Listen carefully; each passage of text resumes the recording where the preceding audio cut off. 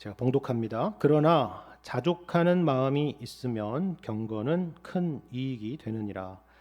우리가 세상에 아무것도 가지고 온 것이 없음에 또한 아무것도 가지고 가지 못하리니 우리가 먹을 것과 입을 것이 있은즉 족한 줄로 알 것이니라. 부하려 하는 자들은 시험과 올무와 여러 가지 어리석고 해로운 욕심에 떨어지나니 곧 사람으로 파멸과 멸망에 빠지게 하는 것이라. 돈을 사랑함이 일만하게 뿌리가 되나니 이것을 탐내는 자들은 미혹을 받아 믿음에서 떠나 많은 근심으로써 자기를 찔렀도다. 아멘. 우리는 매주일 교회의 미래라고 하는 주제로 디모데전서 말씀을 나누고 있는데요. 한편으로는 아마 이런 생각이 드실 수도 있을 겁니다. 미래에 대한 이야기를 하는데 왜 2000년 전에 1세기에 기록된 디모데전서 말씀을 나눌까? 이건 과거 이야기 아니야? 오히려 요즘에 어떤 교회의 트렌드 혹은 시대적인 문제 이런 것들을 다뤄야 되는 거 아니야? 그런 생각이 들 수도 있을 거예요. 하지만 그렇지 않습니다. 그 이유는 하나님의 말씀은 언제나 시대에 매이지 않기 때문입니다. 그래서 하나님의 말씀을 진리라고 부르는 것입니다. 오늘 말씀도 그렇지 않습니까? 누가 오늘 말씀을 읽으면서 이거는 나하고는 아무 상관없는 말씀이야. 이거는 바울 당시에 에베소 교회에서나 해당되는 말씀이야 라고 말할 수가 있겠습니까? 그렇죠. 오히려 21세기 대한민국을 살아가는 우리의 속마음을 마치 훤히 들여다보고 말씀하는 그 말씀과 같이 보이죠. 오늘 말씀은 특별히 물질주의를 경고하는 말씀인데요. 부하려 하는 사람들, 돈을 사랑하는 사람들, 그리고 물질에 소망을 두는 사람들에 대한 경고의 말씀입니다. 20세기 초에 미국에서 최고의 부자였던 사람이 있었는데요. 여러분도 아시는 분은 아시겠지만 세계적인 석유 재벌이었던 존 록펠러라는 사람입니다. 근데 어느 정도 부자였느냐라고 하니까 당시 미국의 국내 총 생산 GDP의 1.2%가 바로 이 사람 혼자 벌어들였던 돈이라는 거예요.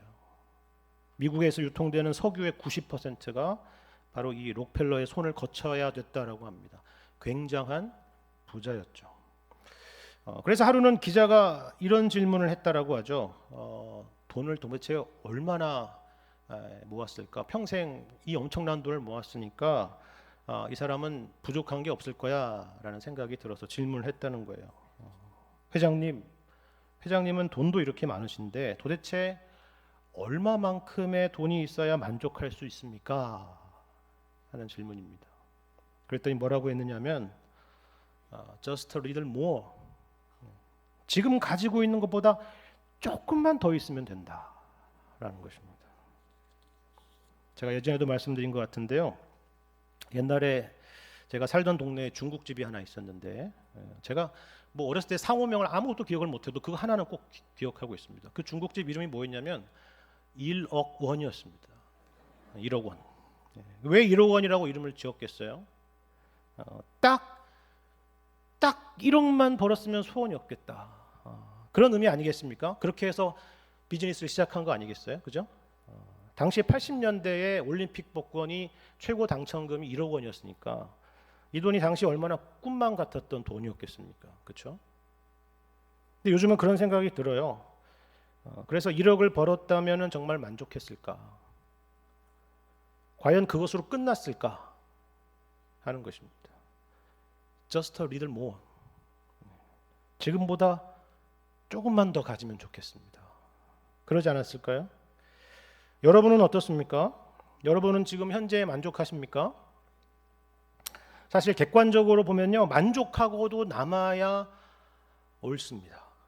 여기 계신 분들이 연령이 다양하지만 여러분 어렸을 때와 지금을 한번 비교를 해보세요. 과거에는 정말 상상하지도 못할 것들을 소유하고 그리고 누리고 있지 않습니까? 조선시대의 왕들이 부럽지 않은 그런 삶을 살고 있잖아요. 어떤 분이 그런 말을 하는데요, 상당히 일리가 있다고 생각합니다. 한국은 짧은 시간에 굉장히 고도의 압축 성장을 하지 않았습니까? 그래서 3대가 한 자리에 모이면 세대 차이가 그만큼 엄청 크다는 거예요. 할아버지 할머니는 후진국 세대에서 살았고, 그리고 부모님은 개발도상국 시대에 살았는데 손주들 시대는 선진국 시대에 살고 있기 때문입니다. 라떼가 통하지 않는 그런 시대가 되었다는 거죠. 확실히 요즘은 정말 우리나라가 자본주의 시대에 살고 있구나라는 것을 실감하는 그런 시대입니다. 아닙니다. 저는 시대가 변해도 가진 것 때문에 흔들리거나 그렇지 않습니다. 돈을 사랑하다니요? 저에게는 어울리지 않는 일입니다. 그렇게 말씀하시는 분도 얼마든지 계실 겁니다. 만일 그렇다면 정말 감사한 일이죠. 미국의 알리스터 백이라는 목사님이 계신데요. 이 목사님께서 이런 말씀을 하세요. 내가 돈을 사랑하고 있는지 아닌지를 알 수 있는 몇 가지 점검 사항이 있다라는 것입니다. 제가 한번 읽어드릴 테니까 나는 여기에 해당되는지 아닌지를 한번 여러분도 점검해 보시기를 바랍니다. 돈을 사랑하는지 아닌지. 첫 번째는 뭐냐면 돈에 대한 생각이 하루 종일 머릿속을 채우고 있지는 않은가 하는 것을 보라는 겁니다. 내 자산이 얼마일까? 앞으로 나는 얼마나 더 벌게 될까? 내가 산 주식의 주가가 어떻게 움직이고 있을까? 하루 종일 이런 생각으로 가득한 그런 사람을 말합니다. 두 번째는 다른 사람의 경제적인 성공을 보고 질투심이 생기지는 않는지. 세 번째는 성공이라고 하는 것을 그리스도 안에서 내가 누구인가 하는 것이 아니라 내가 무엇을 가졌는가라는 것으로 정의하고 싶은 그런 유혹이 있지는 않은지. 그리고 네 번째로는 돈을 쫓아 사느라고 가족을 소홀히 하고 있지는 않은지. 다섯 번째는 내 것을 조금도 잃고 싶지 않아서 다른 사람의 필요나 어려움 가운데 눈을 감고 있지는 않는지.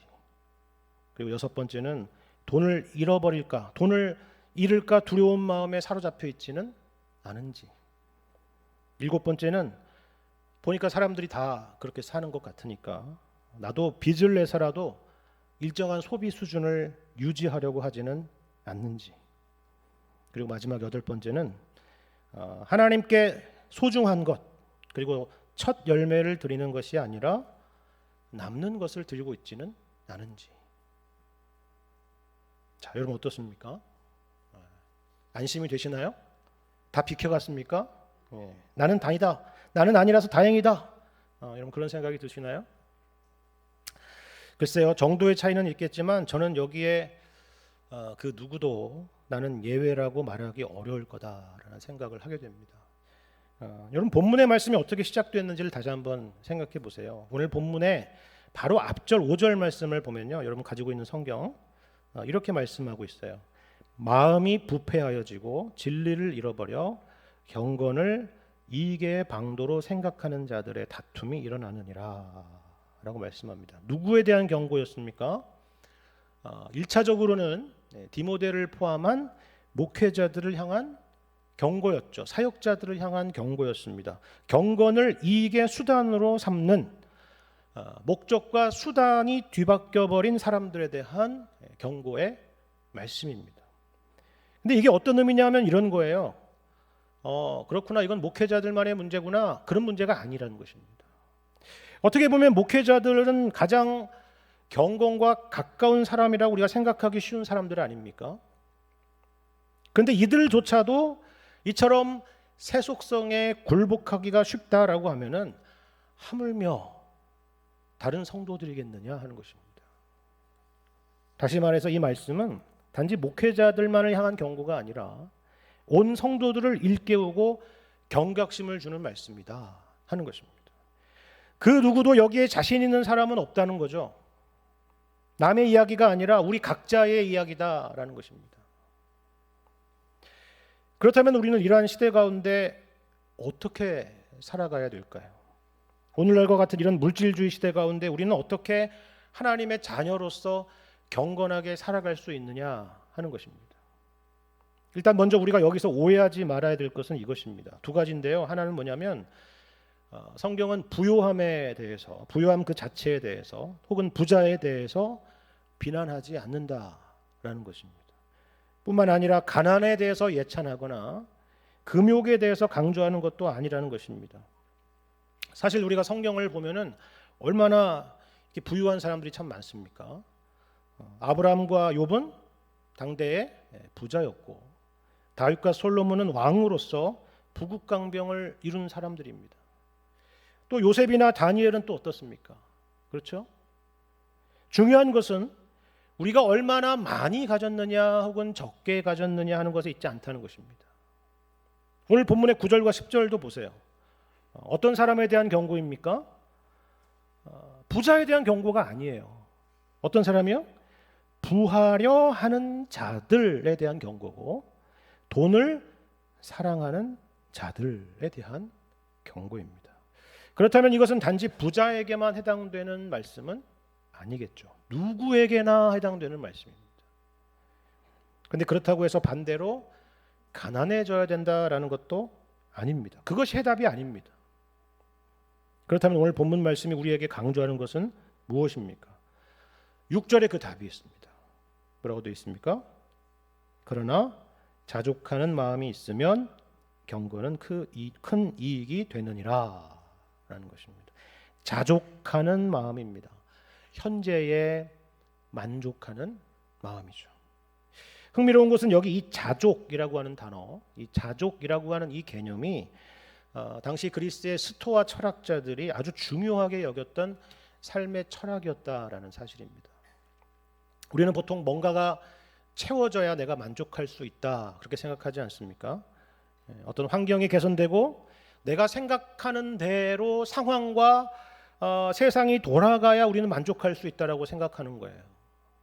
그렇게 안 돌아가면요 스트레스를 받는 거죠. 왜 이렇게 되는 거지? 힘들어하는 것입니다. 그런데 당시의 스토아 철학자들은 그렇게 생각하지 않은 거예요. 그렇게 생각하지 않았다라기보다는 그렇게 생각하지 않기로 마음의 다짐을 한 겁니다. 오히려 물질이나 소유로부터 초연해지고 내가 통제할 수 없는 상황에 흔들리지 않는 것. 그래서 어떤 상황에서도 만족하는 것을 최고의 가치로 여겼다라는 것입니다. 이것이 바로 여기 자족이라고 하는 단어의 의미였다라는 거죠. 그래서 어떻게 보면요 바울도 그것을 권면하는 것처럼 보입니다. 여러분 7절과 8절을 다시 보시면 더 분명하지 않습니까? 우리 한번 7절 8절 같이 한번 읽어보겠습니다. 시작.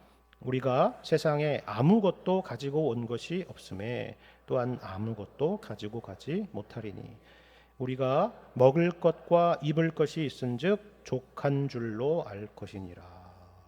아멘. 그렇죠? 네, 우리는 빈손으로 와서 빈손으로 가는 것입니다. 태어날 때 무엇을 가지고 태어나는 사람이 없습니다. 명품 백을 들고 태어나는 사람은 없어요. 그렇죠? 돈을 주고 태어난 갓난아이는 없습니다. 그렇죠? 죽어서도 마찬가지 아닙니까? 아무것도 가져가지 못하는 것입니다. 그래서 수의에는 뭐가 없어요? 주머니가 없는 것입니다. 제가 앞에서 록펠러 얘기를 했는데요. 나중에 이 록펠러가 이제 죽게 되었을 때에 죽고 나서 그 록펠러의 보좌관에게 어떤 사람이 또 이런 질문을 했다라고 합니다. 얼마나 많은 재산을 남겼을까 하는 궁금한 마음에 질문했다는 거죠. 그분은 얼마를 남기고 가셨습니까? 라고 물었답니다. 그랬더니 뭐라고 답했느냐면 예, 그분은 모든 것을 남기고 가셨습니다. 라고 대답했다라고 합니다. 우문현답이죠. 그렇죠? 그렇잖아요. 우리가 세상에 아무것도 가지고 온 것이 없음에 또한 아무것도 가지고 가지 못하리라. 그렇죠. 이것은 우리 같은 기독교인만이 아니라 모두가 인정하지 않을 수 없는 진리입니다. 여기만 있는 게 아니에요. 우리가 성경의 다른 말씀을 봐도 이 말씀을 계속적으로 반복하고 있습니다. 욥기 1장 21절의 말씀을 보면요. 이렇게 말씀합니다. 욥의 고백이죠. 이르되 내가 모태에서 알몸으로 나왔사온즉 또한 알몸이 그리로 돌아가올지라. 주신 이도 여호와시오 거두신 이도 여호와시오니 여호와의 이름이 찬송을 받으실지니이다. 그렇죠? 전도서 5장 15절 말씀도 마찬가지입니다. 그가 모태에서 벌거벗고 나왔은즉 그가 나온 대로 돌아가고 수고하여 얻은 것을 아무것도 자기 손에 가지고 가지 못하리니. 모두 다 같은 말씀이잖아요. 그리고 이런 진리는 꼭 성경에서만 찾아볼 수 있는 것이 아니라 일반 사람들이 쓴 다른 책들에서도 얼마든지 찾아볼 수 있는 내용입니다. 그런 진리예요. 그러니 어떻게 하라고요? 다시 오늘 본문 8절에서 보는 것처럼 어떻게 하라고요? 우리가 먹을 것과 입을 것이 있은즉 족한 줄로 알 것이다. 욕심 부리지 말고 욕망의 노예가 되지 말고 그저 오늘 하루 허락된 것이 충분하다라는 것을 생각하라는 것입니다. 이것이 만족이고 이것이 자족입니다. 그렇게 살아야 된다는 거죠. 결론입니다. 설교가 끝났어요. 네. 그렇게 사실 수 있기를 바랍니다. 네, 그렇죠. 끝났죠? 네. 근데 우리는 여기서 이런 생각이 들어요. 네. 여기 7절과 8절 말씀을 이렇게 딱 떼어놓고 보면요, 이건 정말 분명히 훌륭한 진리이고 누구도 부인할 수 없는 진리이며 지혜인 것은 맞지만, 분명하지만 뭔가 허무한 것입니다. 허무해요. 누가 모르겠습니까? 공술의 공수거의 인생이죠. 생각해보면 부자라고 해서 하루 3끼 밥을 먹는 게 아니라 10끼의 밥을 먹는다든지, 그리고 잠잘 때 비싼 드레스 같은 옷을 입고 잠을 잘 리도 없는 겁니다. 먹을 것이 있고 입을 것이 있고 누울 곳이 있으면 족한 것이죠.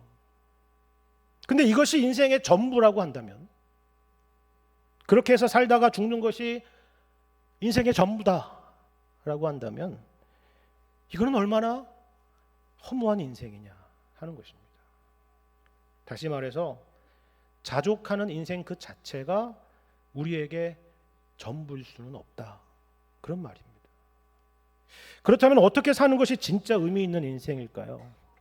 무엇이 우리 인생에 있어서 진정한 지혜입니까? 여러분, 오늘 본문 6절 말씀을 다시 한번 보십시오. 여기를 보시면요, 우리가 방금 자족이라고 하는 그 단어에 묻혀서 쉽게 간과할 수 있는 중요한 단어가 하나 있습니다. 그게 뭡니까? 경건이라는 단어입니다. 경건. 다시 말해서 자족이 전부가 아니라 이 자족이라고 하는 것이 경건과 묶여 있어야만이 의미가 있다. 아니, 더 정확히 말하자면 경건이 우리에게 궁극적인 만족을 준다, 그런 말입니다. 자, 그렇다면 경건이란 뭘까요? 경건이라고 하는 것은요, 쉽게 말해서 하나님과의 관계를 말합니다. 그리고 그 관계에서 비롯된 여러 가지 우리의 삶의 모습, 신앙의 모습을 말하죠. 우리가 경험하는 모든 삶의 정황 가운데에서 하나님을 생각하고 하나님을 의식하며 하나님과의 관계 아래에서 살아가는 것을 말합니다. 이것이 바로 경건입니다.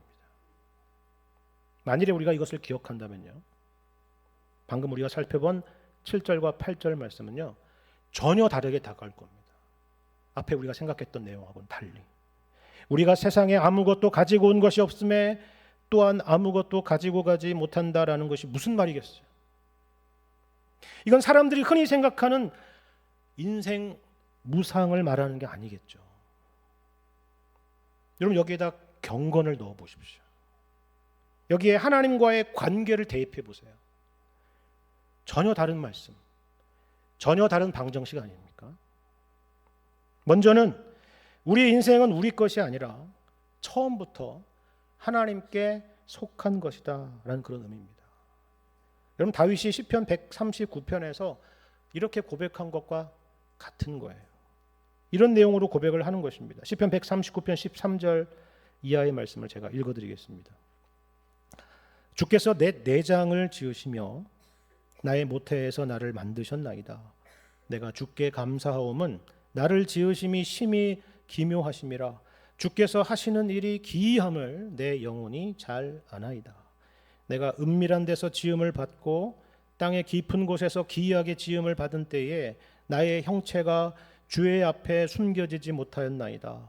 내 형질이 이루어지기 전에 주의 눈이 보셨으며 나를 위하여 정한 날이 하루도 되기 전에 주의 책에 다 기록이 되었나이다. 하나님이여 주의 생각이 내게 어찌 그리 보배로우신지요. 그 수가 어찌 그리 많은지요.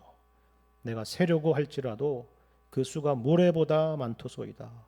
내가 깰 때에도 여전히 주와 함께 있나이다. 그렇죠. 우리는 그냥 태어난 존재가 아니라는 겁니다. 우주에 그냥 내던져진 존재가 아니라는 거예요. 하나님의 놀라운 계획 가운데 우리가 태어났고 주님의 인도하심 가운데 우리가 살아가고 있지 않느냐 하는 것입니다. 이걸 볼 수 있는 눈이 뭐라고요? 경건이라는 것입니다. 그것뿐입니까? 여기 아무것도 가지고 가지 못한다는 말씀도 마찬가지죠. 우리가 살아가면서 이 땅에서 사람들이 성공했니 실패했니 하는 것들, 위너니 루저니 하는 것들, 그런 판단들, 여러분 천국에 가면 다 쓸모없는 것들 아닙니까? 여러분 그걸 가지고 갈 수 있을까요? 예수님께서 부자와 거지 나사로의 비유에서 말씀하신 것이 바로 그거잖아요. 누가 아브라함의 품에 있었는지 우리가 잘 알고 있지 않습니까? 기가 막힌 반전이죠. 그러면 누가 아브라함의 자손입니까?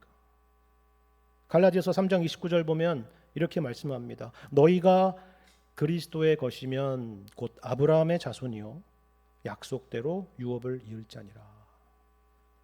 이처럼 누구든지 그리스도 안에 있으면, 예수님을 구주로 믿는다면, 여기 오늘 본문 7절 말씀은 허물을 말하는 말씀이 아니라 놀라운 복음의 말씀이 되는 것입니다. 그렇죠. 8절도 마찬가지죠. 우리가 먹을 것과 입을 것이 있은즉 족한 줄로 알 것이다 라는 것은요, 우리가 흔히 하는 말로 소확행을 말하는 게 아니에요. 그럼 소확행이 뭔지 아시죠? 뭐죠? 소소하지만 확실한 행복이라는 의미인데요. 모르셔도 됩니다. 중요한 게 아닙니다. 그걸 말하는 게 아니라는 거예요. 지금 소확행을 말하는 말씀이 아니에요. 8절이. 야, 이 정도로 먹고 사는 게 어디야? 충분하지, 만족해야지, 감사해야지, 그런 이야기가 아니에요. 역시나 이것을 경건과 묶어서 여러분 생각을 해보십시오. 우리가 이 땅에서 누리는 그 어떠한 것들도 우리에게서 나온 것이 아니라 하나님께서 우리에게 선물로 주신 것임을 고백하는 사람들입니다. 그래서 감사하고 그래서 만족할 수 있는 것이죠. 그래서 식탁에서도 감사의 기도를 드리고요. 이토록 무더운 날씨에 이 예배당에 나와서 또 감사의 예배를 드리는 것입니다. 또 헌금도 드리는 것입니다. 범사에 감사하는 것이죠. 이스라엘 백성들이 광야에서 만나를 먹을 때도 감사했고, 가나안 적과 꿀이 흐르는 가나안 땅에 들어가서 그 풍요를 누릴 때에도 감사했던 것처럼 어떤 상황에서도 감사하고 자족하는 것입니다. 이것이 바로 우리의 만족이고 곧 그리스도 안에서의 만족입니다. 다시 말해서 경건이 없다면, 하나님이 없다면 우리는 결단코 만족할 수 없고 길을 잃을 수밖에 없다. 하나님 외에 다른 것에서 우리가 만족을 찾을 수밖에 없고 그 길은 곧 파멸과 멸망의 길이다. 그런 말입니다. 여러분 이걸 설명하는 말씀이 9절과 10절 말씀인데요. 우리 다 같이 이 말씀을 다시 한번 읽어보도록 하겠습니다. 9절과 10절입니다. 시작. 부하려 하는 자들은 시험과 올무와 여러 가지 어리석고 해로운 욕심에 떨어지나니 곧 사람으로 파멸과 멸망에 빠지게 하는 것이라. 돈을 사랑함이 일만 악의 뿌리가 되나니 이것을 탐내는 자들은 미혹을 받아 믿음에서 떠나 많은 근심으로써 자기를 찔렀도다. 이제 이게 무슨 말씀인지 아시겠죠? 다시 말씀드리지만 이거는 단지 부자에 대한 경고가 아닙니다. 돈에 대한 경고가 아니에요. 우리가 살아가면서 정말 얼마나 많은 돈들이 필요합니까? 하루하루를 살아가는 데 필요할 뿐만이 아니라 우리가 미래를 위해서도 저축도 하고 보험도 들고 또 때로는 재테크를 하는 것도 필요하겠죠. 성경은 대책 없이 사는 거, 게으르게 사는 것을 절대로 믿음이 좋다고 말하지 않습니다. 오히려 잠언 말씀을 보면요, 개미에게 가서 그가 하는 것을 보고 지혜를 얻으라고 말씀을 하죠. 개미는 두령도 없고 감독자도 없고 통치자도 없지만 먹을 것을 여름 동안에 예비하여 추수 때 양식을 모은다, 그렇게 말씀합니다. 우리가 그렇게 살아야죠. 자, 그렇다면 이 말씀은 그러면 무엇에 대한 경고입니까? 돈에 대한 경고가 아니라 신앙에 대한 경고입니다. 하나님께서 염려하시는 것은요, 바로 이거예요. 이겁니다. 그럼 여기 10절에서 돈을 사랑함이 결국 어떤 결과를 이야기한다고 말씀하나요? 돈을 사랑하면 타락해. 돈을 사랑하면 돈에 깔려서 죽어. 질식될 거야. 그게 아니에요. 그죠? 뭐예요? 이것을 탐내는 자들은 미혹을 받아. 어디서 떠난다고요? 믿음에서 떠난다. 하나님께서 우리를 향해서 염려하는 것이 무엇인지 아시겠습니까? 다른 것이 아니라 믿음에서 떠나는 것입니다. 다시 말해서 돈을 사랑하는 것이 곧 하나님을 사랑하는 것과 반대의 대척점에 있다는 거죠. 그걸 기억하라는 말씀입니다. 사실 돈을 사랑한다라고 하는 것은요, 돈 자체를 사랑하는 것이 아니라 무슨 동전이나 아니면 심사임당이나 세종대왕이 그려진 종이를 사랑한다는 것이 아니라 그 돈으로 할 수 있는 것들을 사랑한다는 것 아니겠습니까? 돈으로 모든 것을 할 수 있고 내가 돈으로 모든 것을 얻을 수 있다라고 하는 그런 생각에 대한 것이죠. 돈이 만몬, 곧 신이 되는 것입니다. 다시 말해서 우리의 만족과 행복이 하나님께 있다라고 우리가 믿는 것이 아니라 하나님이 아닌 다른 것에 있다라고 믿는 것을 말하는 것입니다. 그래서 탐심은 곧 우상 숭배라고 말씀하는 것입니다. 중요한 것은 이거예요. 우리가 하나님을 사랑하지 않는다면, 우리가 하나님 안에서 만족하지 않는다면 우리는 다른 것을 사랑할 수밖에 없고 그것이 결국 우리를 파멸과 멸망으로 이끌고 말 것이다 하는 것이 아닙니다. 말 것이다라는 말씀입니다. 여러분, 이것을 보여주는 것이 십계명입니다. 여러분, 우리는 십계명을 말 그대로 하나 둘 셋 해서 총 10개의 계명이다 이렇게 생각을 하지만 사실 잘 보시면 결국 하나의 계명이라는 것을 알게 되실 것입니다. 그게 바로 첫 번째 계명이에요. 우리가 십계명을 다 못 외워도 좋습니다. 다 암기 못해도 좋아요. 근데 딱 하나를 기억하셔야 됩니다. 그것이 바로 첫 번째 계명인데요. 어떤 계명인지 여러분 기억하십니까? 모르시면 여러분 성경책 맨 뒤를 참고하셔도 됩니다. 이게 뭐냐면 나 외에는 다른 신들을 내게 두지 말라 하는 것입니다. 이 계명을, 이 첫 번째 계명을 오늘 본문 말씀으로 바꿔보자면 이런 거예요. 오직 하나님 안에서만 만족하라 하는 것입니다. 하나님만이 우리 인생의 주인이시고 우리의 구원자이시며 인도자가 되신다. 그러므로 우리에게 무엇이 있어야 될 줄을 가장 잘 아시고 우리 인생을 책임져 주시고 우리가 어떤 상황 가운데서도 우리 인생은 실패되지 않을 것이다. 그것을 기억하라는 것입니다. 하나님께서 너희를 애굽 땅 종되었던 집에서 인도하시지 않으셨느냐? 하나님께서 너희를 죄에서 구원하시지 않으셨느냐? 그 하나님께서 우리를 붙들고 계신다라는 사실을 믿고 하나님이 허락하신 하루하루를 하나님 안에서 감사하며 만족하며 살아야 한다라는 것입니다. 만일에 우리가 그렇게 살아가지 않으면 우리가 어떻게 된다고요? 돈을 사랑하게 됩니다. 하나님 외에 다른 것을 믿게 되고 다른 것에 우리의 만족을 찾는 것입니다. 중립지대는 없다는 것입니다. 여러분, 그래서 10계명에서 5계명부터 어떤 내용이 있어요? 내 부모를 공경하라, 살인하지 말라, 간음하지 말라, 도둑질하지 말라, 내 이웃에 대하여 거짓 증거하지 말라, 내 이웃의 집을 탐내지 말라, 이렇게 말씀하죠. 여러분, 여기서 지적하는 것들은요, 잘 보시면 결국 윤리적인 명령이 아니라 결국 신앙에 대한 문제라는 것을 아실 것입니다. 바로 일계명에 대한 반발들이죠. 그렇죠.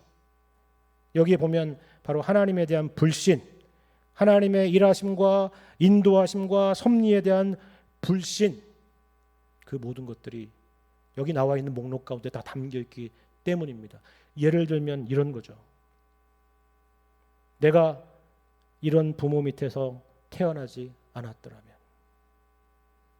너만 이 세상에서 제거되고 사라져 준다면, 내가 다른 배우자를 만났더라면, 내가 네가 가진 것을 가졌더라면, 내가 너보다 더 뛰어났더라면, 다 그런 생각들이고 그것에 대한 행동들이 여기 5계명부터 10계명까지 다 있지 않습니까? 이것들이 결국 돈을 사랑한다는 것과 같은 맥락에 있는 것입니다. 모두 다 하나님에 대한 불신이고 그 행동의 결과는 우리가 다 알다시피, 우리가 다 직간접적으로 경험하듯이 파멸과 멸망이라는 사실을 아셔야 되는 것입니다. 그러면 하나님께서 왜 우리에게 이런 계명을 주셨을까요? 왜 오늘과 같은 말씀을 주십니까? 그것은 우리를 괴롭게 하려는 것이 아닙니다. 너 가난하게 살아야 돼, 산속에 들어가서 살아, 그런 얘기를 하는 게 아니에요. 우리를 아끼시기 때문이고 우리를 사랑하시기 때문입니다. 여러분, 돈을 사랑하는 것의 반대는요, 돈을 사랑하지 않는 것, 그것이 아닙니다. 돈을 사랑하지 않는 것은 금욕주의라고 부르지 신앙이라고 부르지는 않습니다. 자, 그렇다면 돈을 사랑하는 것의 반대는 뭘까요? 뭐라고요? 그것은 바로 하나님을 사랑하는 것입니다. 여러분, 사랑이라는 게 그런 거잖아요. 누군가를 혹은 어떤 것을 사랑한다면 그것을 위해서 무엇이든 하는 것입니다. 돈을 사랑한다라고 하면 돈을 위해서 무엇이든 할 겁니다. 여러분, 지나간 세월 동안에 뭔가에 꽂혀서 열심히 했던 것을 생각해 보십시오. 그것을 사랑했기 때문에 그렇게 열심히 모든 수단과 방법을 동원해서 그것을 얻고자 하지 않았습니까? 그것이 바로 사랑인 것입니다. 자, 그렇다면 하나님을 사랑한다는 것은 어떤 걸까요? 마찬가지죠. 하나님을 위해서 무엇이든 하는 것입니다. 하나님을 늘 생각하는 것입니다. 하나님께서 행하시는 일, 하나님께서 인도하시는 길, 그것을 기억하고 믿고 따르는 것이죠. 여러분은 둘 중에 어떤 길을 가시겠습니까? 근데 우리가 분명히 아는 것은 이거 아닙니까? 우리가 돈을 아무리 사랑한다고 해도 그 돈이 우리를 구원하거나 살리지는 못한다라는 사실입니다. 하지만 하나님은 우리를 먼저 사랑하셨습니다. 우리를 위해서 십자가에 예수님을 내어주셨고 그 십자가의 사랑으로 우리를 구원해 주셨습니다. 그 사랑을 기억하며 우리도 하나님을 사랑하는 것입니다. 우리의 형편과 처지가 어떠하든지 간에 주님 안에서 만족하고 감사하는 것입니다. 하나님의 일하심을 기대하고 바라보는 것이죠. 이것이 믿음이고 이것이 곧 경건인 것을 기억하시기를 바랍니다. 우리가 살아가면서 우리의 믿음을 흔드는 것들이 얼마나 많이 있습니까?